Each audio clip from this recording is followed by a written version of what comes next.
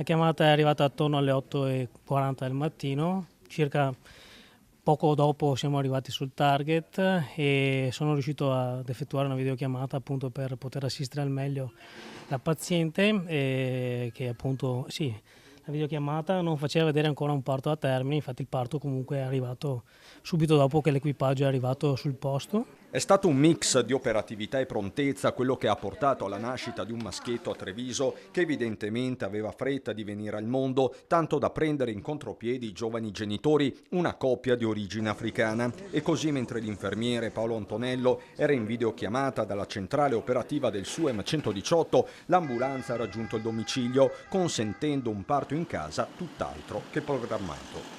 Quindi l'equipaggio, che era composto, c'era anche la dottoressa qui presente, ha seguito le fasi del parto, che è stato naturale, non ha presentato complicazioni.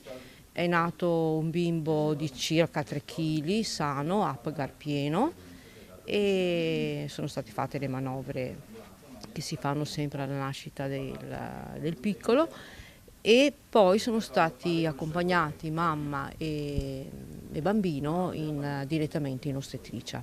Al Cafoncello, dunque, dove ad accogliere il neonato c'era una culla riscaldata. Una storia a lieto fine, dice la primaria della centrale operativa Maria Luisa Ferramosca, dove fattore umano, tecnologia, professionalità hanno fatto la differenza. E mamma e bimbo stanno assolutamente bene e stiamo bene anche noi, che siamo contenti che sia andato tutto bene. No, bravo l'operatore che ha dato le indicazioni e che ha attivato anche la videochiamata, che è uno strumento che ci consente di mantenere, oltre che il contatto verbale, anche il contatto visivo. Sono sempre cose piacevoli da poter fare, insomma, magari avessimo questi interventi tutti i giorni, ecco, ogni tanto anche qualcosa di bello, insomma, ecco.